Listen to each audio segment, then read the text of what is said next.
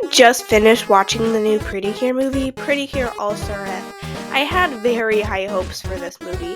Everybody was saying that this was the best Precure movie so far, by far.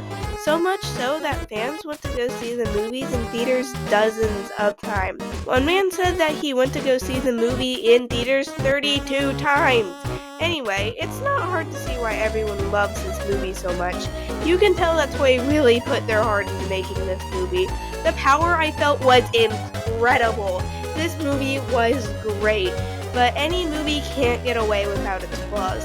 Hello fellow weebs, I'm Zcat, and today we're gonna dive into the epicness that was Precure All Star F. This movie has been out for 3 months now. I couldn't watch it because I live outside of Japan. Trying to avoid spoilers to a movie that has been out for 3 months was very hard. I knew about the evil Prim and Cure Poco before I watched the movie. I thought I knew every single plot detail of this movie, but in the end, I was shocked. There was so many twists and turns in this movie. First of all, this movie was very dark for a Precure movie. Cure Supreme committed genocide on almost all the Precure. Seeing our favorite Cure's corpse was a powerful and upsetting moment. They ask you how you are, you just have to say that you're fine when you're not really fine, but you just can't get into it because they would never understand. What was maybe even darker was the real kill count of Prim. She killed all the Precures except the lucky 16 who managed to live. So there is about 80 Cures. So off the bat, that's already a huge kill count. Which brings me to my next point, the multiple worlds that were destroyed. Assuming that these worlds had 7 billion people in it, and there is at least 18 worlds in Precure, that means that Prim killed about... yeah. That's not even counting the worlds like Marchland and Cook Kingdom. Starkness is crazy to think about. Second of all, this plot was crazy and unexpected. I guess I was expecting this movie to be a little cliche. After all, it is a kids movie, but I was in total shock throughout the whole movie. Usually, I get impressed with a movie that makes me cover my mouth and drop my jaw once, but this movie made me cover my mouth and drop my jaw twice. I was very impressed with how shocking the plot was. I really like Prim's reason for becoming a Precure, and I thought it was super creative. Third of all, the crossover moments! Oh my goodness! There was a duo moment, a cat moment, a butterfly moment, a mermaid moment, and plenty more. This really feels like a real celebration. Chef kissed all of these moments. I always love when movies do this. I love how fleshed out all the scenes were when the pink Cures came back. Most movies would have just had 2 powerful moments and then they would all come back out of nowhere, but they really took their time making sure the audience can feel the emotion. This scene has to be my favorite part of the movie.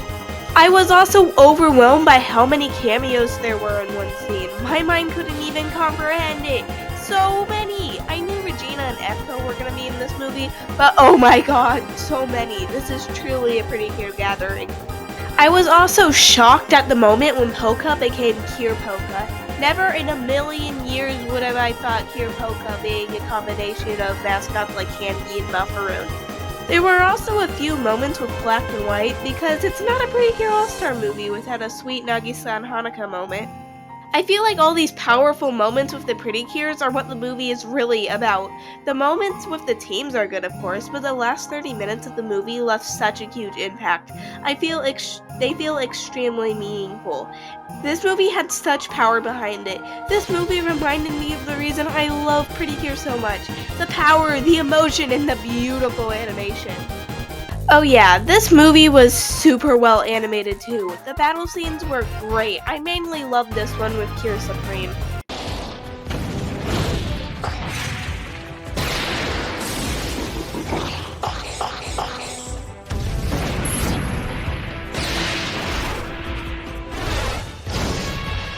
Not only were the battle scenes animated super well, but almost every moment was super fluent. There was also some weird CGI, because it's not a Precure All-Star movie without some weird CGI. This movie was also much funnier than any other Precure media I've ever seen. Well, second funniest. Nothing will ever be funnier than those Precure live shows, but yeah, this movie made me laugh a whole lot. I thought the Cure's interactions were so funny. ゆかりちゃんはお姉さんなんだから年下の子には優しくさ子供扱いしないでほしいる。私の星ではもう大人。疲れる子ね Now, let's take a second to talk about Prim and Poco. Prim was probably my least favorite part of this movie. Good before bad, I really like her design. All of them. Seriously, she has a bigger design count than kill count. Anyway, I said her motivation in the movie was good, and it is. Better than most villain motivations, actually. But her overall character was very underwhelming. They didn't build her character up at all. She hardly said a single word before the villain reveal. Now, I already knew about the villain's plot twist, so I wasn't surprised. However, I should still have felt the impact and the power behind the twist. There was no impact to the reveal because the movie made it obvious she was the villain. Prim felt hardly existent until the plot reveal. Now, I'm not saying that they shouldn't have done this plot twist. I think it was a very good idea. Toy doesn't take risk all too much, so the fact that they did this is great, but the execution could have been a lot better.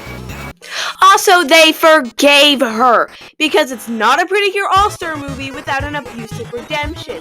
Precure has a bad reputation for redeeming characters who really shouldn't be redeemed. I like that Precure gives people second chances, but didn't Prim kill at least 18 worlds with over 7 billion people in them? I don't know about you, but I wouldn't forgive someone who killed everyone I love. According to Precure Wiki, she was meant to be killed off at the end of the movie, but the team decided that would go against the movie's message. Another thing is how quickly they all forgave her. Right after the final attack, Yui was like, "We're friends because we ate from the same bowl." Okay, so Godots is also your friend because you guys ate together at one time? No, if I remember correctly, Yui didn't kill Godots, but he was sent to a lifetime of prison. And I don't even think Yui forgave him either. So why forgive Prim so quickly? I mean, Godots tried to do world famine, which is pretty bad, but Prim actually killed everyone! Here's how I think the movie should have ended. Wait! I understand now! Please don't end me! I want to learn! You want to learn what? Your kindness is what makes you so powerful. I understand now. Please let me learn how to be kind like you, Precure. Forgive me, please! Well, it's gonna take some time for us to truly forgive you, but we'll try. On the other hand, I think Poco was handled much better. I could really feel the impact of the emotions that she felt. I love the scene where Poco destroys the train. She's so cute and silly, but she has the power of an atomic bomb. All of Poco's scenes were so powerful. I also love Poco's design. She is so silly. I was also kind of surprised to learn that Poco can only say her name without saying Komi. I didn't mind, however. I also really like Cure Poco's design. It looks like Cure Supreme's design, but not enough to be a total copy. Anyway, these are my overall thoughts on Precure All Star F. This is the first Precure All Star movie I've ever seen, and I thought it was wonderful. I can't wait for the All Star movie next year. Precure All Star F is a great celebration of 20 years of Precure in this truly magical anime. This movie doesn't come without its fair share of flaws, but what movie doesn't? There is no movie in this whole world that's perfect. Needless to say, I had a great time watching this movie.